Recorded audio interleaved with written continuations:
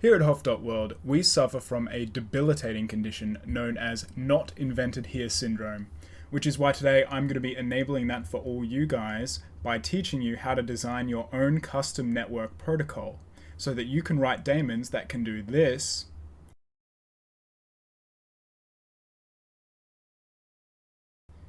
and this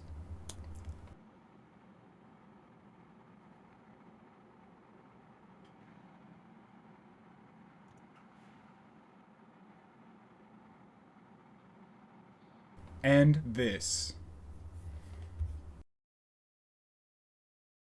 The big picture for the protocol we're going to be designing today is it is essentially just a structured way for the applications you write to talk to each other over some kind of transport. If you're familiar with the OSI 7 layers model, this would be somewhere between layer 6 and 7. What I mean when I say transport is something like a network socket or a Unix socket on the desktop computing realm, or something like USART, SPI, or Bluetooth Low Energy on the embedded realm. So essentially what we're going to be doing is taking that transport, that's method of transferring data, and we're going to be building an application layer protocol on top of that. And as I said before, we all suffer from not invented here syndrome, so what's going to happen is you guys are going to design your protocol based on what's happening in this video, and then you're going to develop applications and libraries for it, and then you're going to slowly expand the scope of your protocol because you've realized that you need to do that to add some functionality, and then the cycle will repeat until you've essentially recreated HTTP. Let's dive in. Hold your horses there, Tiger. Before we define the packet structure that our applications are going to use to talk to each other over the network, you have to make some high-level architecture decisions up front. And that is namely, what is the order of messages that your applications are going to send to each other, and what kind of response does the sender need from the receiver? I'll show you what I mean with an example over here. On the left, I've got John D, and on the right, I've got Jenny D, right? And those are going to be my two programs that I have in the chat. I've also got the message number labeled here, and the first thing you can see that John does is John sends a request to Jenny, okay? Pretty standard stuff, right? John wants Jenny to do something. Now, the first decision you need to make, what kind of response is John going to get from Jenny? Is he even going to get a response at all? There are some scenarios where you could get away with not sending a response.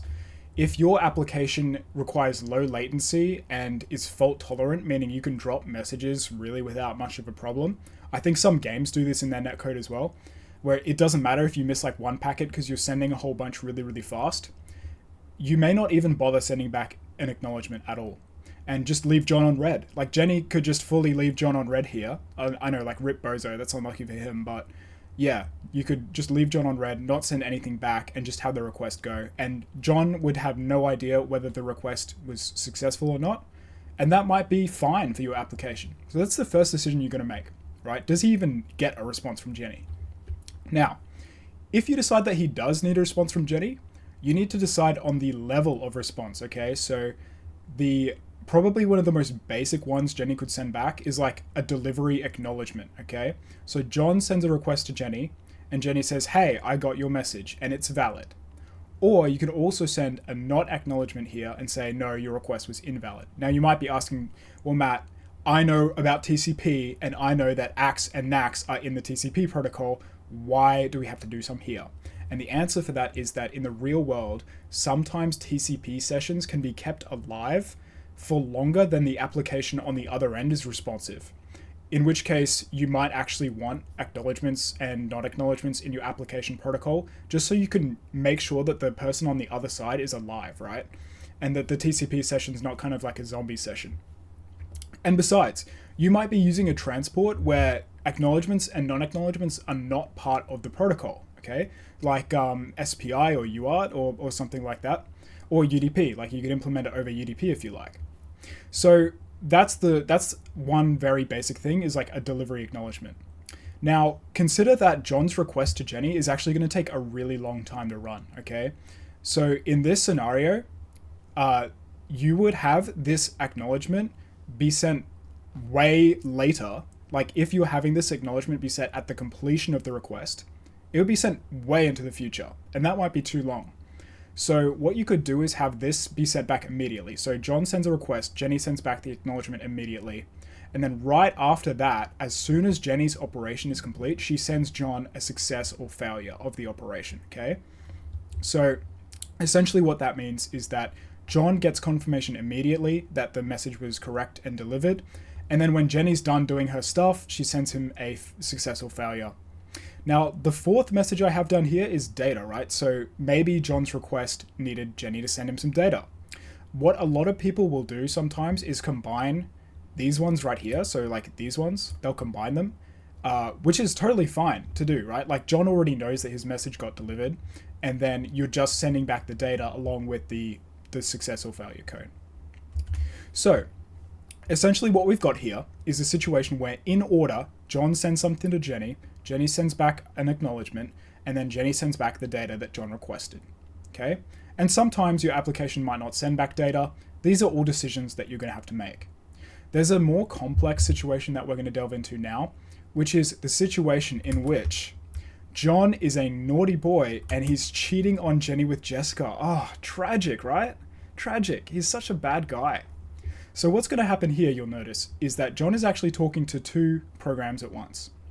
He sends Jenny a request, and then he sends Jessica a request. Jenny sends back her acknowledgement, and Jessica sends back her acknowledgement. Then, the problem here is that Jessica is actually faster to send back her data than Jenny. So even though John's request to Jenny was sent first, he actually receives Jessica's data first. And John is going to have to be able to handle that. Or he might not have to handle that if you're not going to be talking to multiple people at once. So this is what I'm talking about, like with these high-level architecture decisions, right, that are going to influence the design of your actual protocol. The decisions that you're going to have to make up front are who is initiating the request and why, what kind of response, what level of response in detail do they need? Do they need multiple responses? And are they going to be talking to multiple people at once out of sync?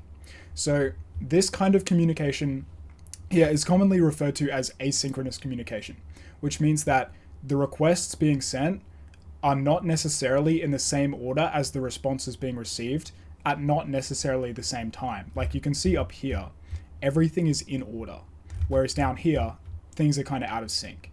So it's commonly referred to as asynchronous communication. So once you've made these high-level decisions, we can actually get started into the meat of building our protocol. All the transports that I mentioned earlier, by the way, so network sockets, Unix, USART, SPI, Bluetooth Low Energy, they're all serial. And what that means basically is that every bit that is sent over that transport is received in the exact same order as it is sent, okay? That's what serial means. You might have heard of parallel before. That's the kind of complement to serial. It's where you can send the entire thing of data at once and the receiver kind of like reconstructs that. But the vast majority of transports these days use serial. I think the last one to use parallel was like PCI, not even PCI Express, but PCI, like way back in the day. But anyway, so on a higher level, what this means is that the concept of serialization is going to be very important when you design your protocol. Essentially what it means is how easy is it for your application, like the sender, to take a chunk of data that you want to send, sort of serialize it, that means put all of the bytes in order, in a sequence, right? Construct a sequence of bytes that is then sent to the receiver.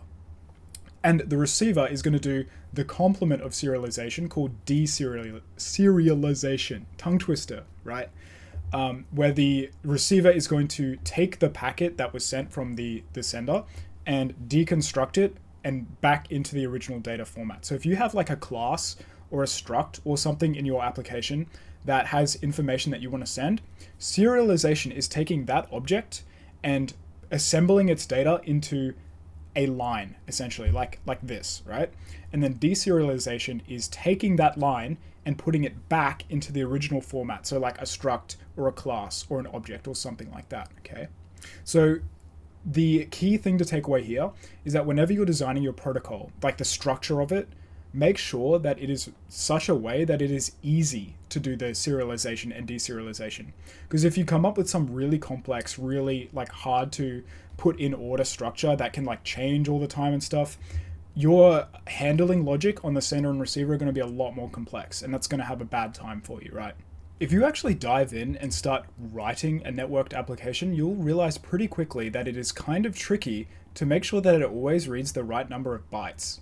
So when you've got your serialized packet, right, of all your data that you want to send, how does the receiver actually know when that packet ends and another one begins? Like if your sender sends 2 packets incredibly quickly, your receiver might actually take that as one read call and assemble it, those 2 packets, thinking that it's one packet.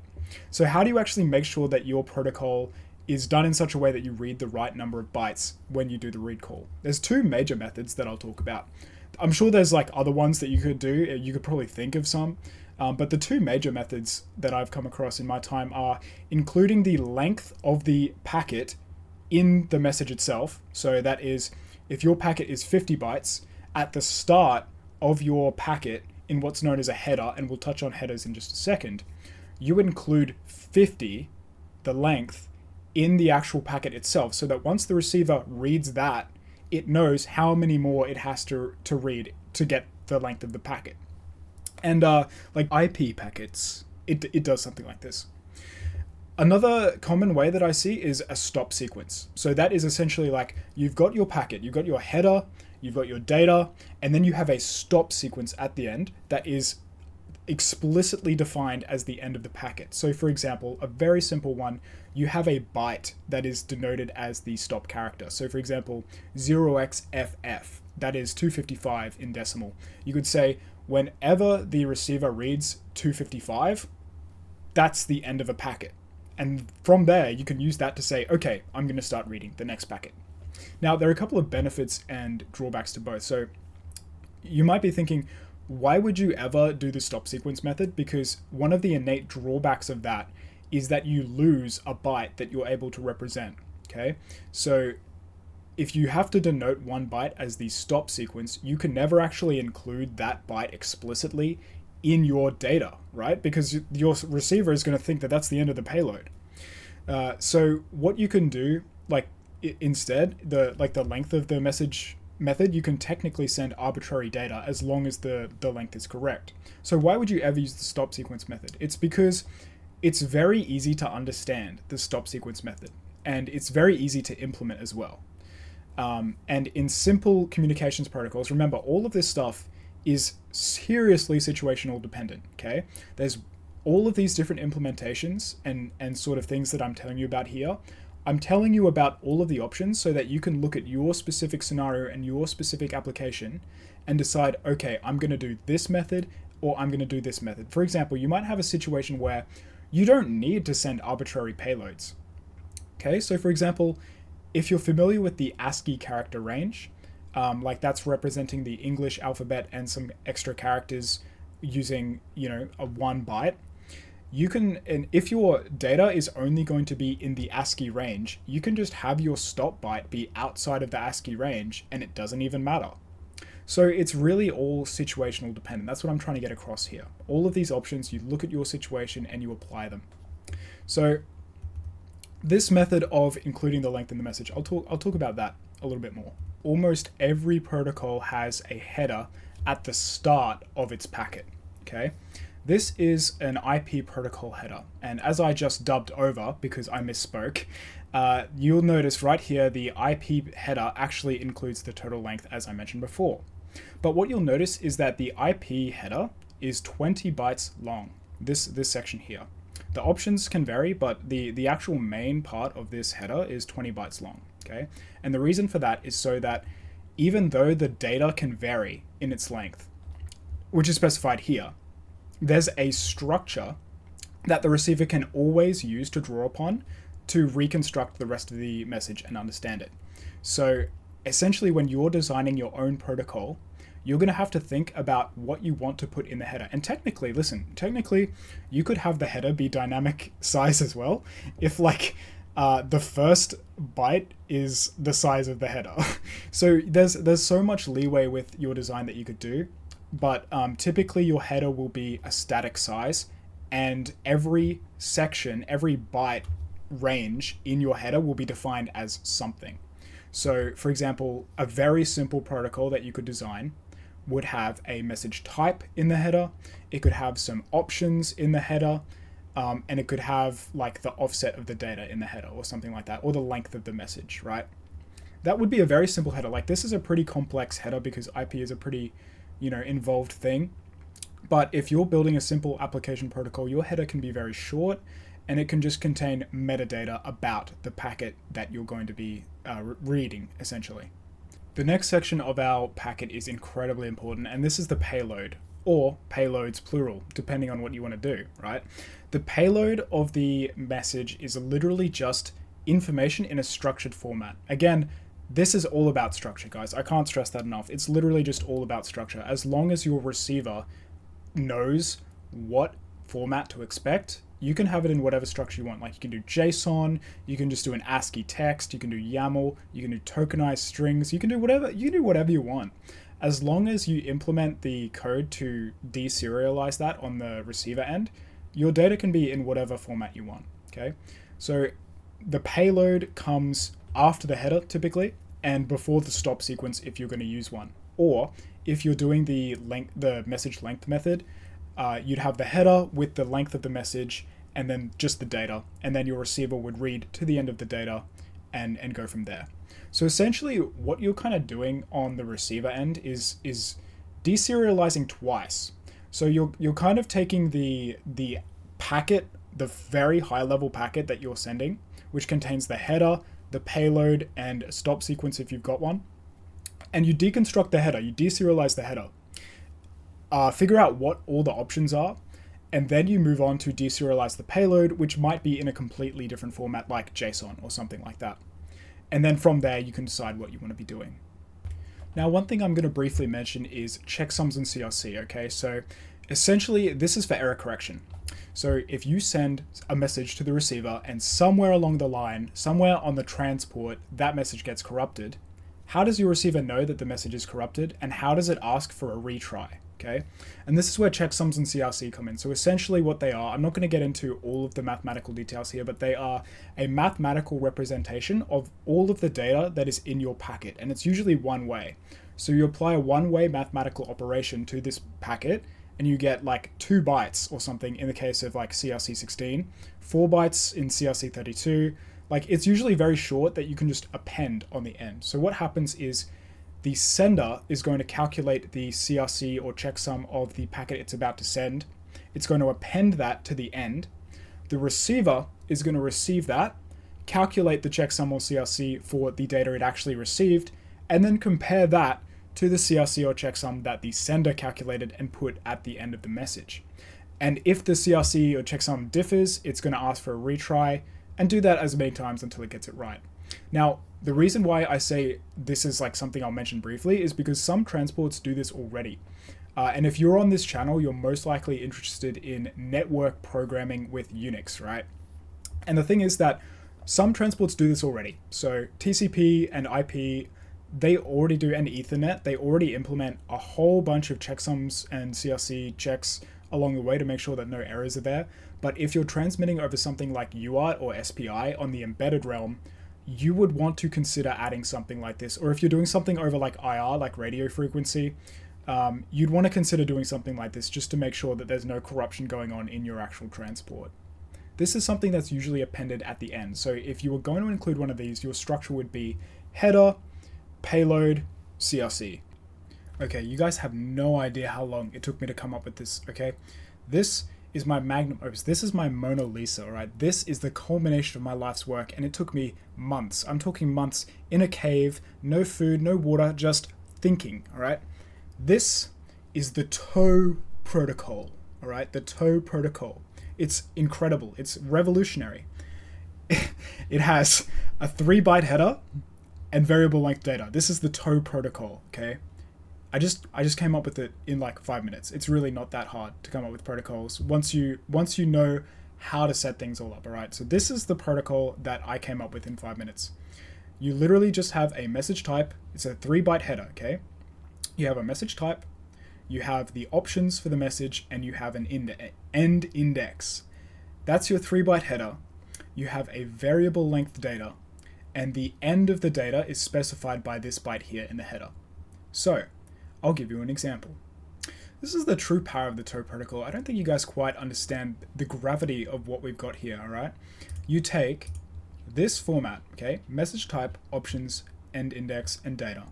And what you do is you apply that in your application to mean something. Now, consider a home automation engine, and I've actually built one, as I've shown you. It doesn't use the TOE protocol, okay? It uses a much more advanced one that I took a little while to design, and maybe I'll link the specification for that down in the description if you're interested. But the TOE protocol right here, let's say that our receiver and sender has decided that message type 0x01 means lights, okay? So whenever this option right here is set to 0x01, that's the decimal character 1. We're working in hex usually when we do these protocol things. That means I want to modify the lights, okay? Our option here, O, we can make that mean apply immediately. You could also have an option that says like, apply in 5 minutes or whatever. But for this purpose, for this example, we've said that we want 0x1 to mean apply immediately. And our receiver understands that. Now this section here, obviously we have our end index, or our length of the data, which is set to 3. So we have a 3-byte payload. And this text right here is actually just ASCII text. So if you remember way back when I was talking about protocols, I told you that the payload is simply a structured set of data, and I gave ASCII text as an example. Well, that's what we're doing right here. And this hex value right here is literally just, if you decode this from ASCII, it literally just means off. So if you think about what our receiver can decode this entire message to be, the type is 0x01, which is lights. The option is 0x1, which means apply immediately. 3-byte payload, and the payload is off. So what the receiver can decode this to be is lights, modify the lights immediately, and turn them off. And so as long as, this is what I've been talking about the whole time, as long as your receiver and sender agree on the structure, you can code them to do whatever they want. So the sender will send this message, and once the receiver receives it, decodes it, it will understand that, okay, now that I've received this, I need to run the routine that changes the lights off. And that's what I've been talking about this whole time. You could apply this to so many other things. Like I also showed off how I got it to turn my computer off and turn it back on again. Like these protocol things are so exciting to me because there is so much you can do with them. It's literally just the limits of your imagination once you come up with it. And yeah, there are people that make the argument of, oh, well, you could always use something, you don't have to make it yourself, you can use something that someone's already made. And that's true, but I think this is a fantastic learning exercise. And I think it is so much fun to do because you can literally say that you designed your own network protocol, you wrote applications to do things, and having them do stuff is so satisfying. It's so satisfying. So yeah, this is the power of the TOE protocol. And of course, you can add as many message types as you want. You can make as many option types as you want, as long as your receiver knows what they are and knows what they mean and can decode it and then apply the correct operation anyway, like do the correct thing. You're all good. You can just go ahead and keep adding features and stuff. So that's pretty much all I wanted to really talk about today. In future, what I'm actually planning is that we're going to write some networked applications using a custom protocol. We might even use the TOE protocol, who knows, I'll see what I feel like on the day. But I kind of wanted to give an overview of designing your own protocol because it's so cool, it's so much fun. And yeah, I think it's a severely underrated learning exercise because, for example, when I was doing the computer systems course at my university, they gave us the protocol that they wanted us to implement in our assignments. They gave us the protocol, they came up with the protocol. But I think it's so much fun to be able to come up with your own protocol and then implement that protocol, see what works, see what doesn't, swap it around, have fun with it. That's what we're all about. We're just goofing around and having fun. And the TOE protocol, yeah, goofing around and having fun. So that's really it from me. Hope you guys enjoyed. I have some coding stuff in the pipeline, like I said, networked applications coming very soon. So yeah, have a good one.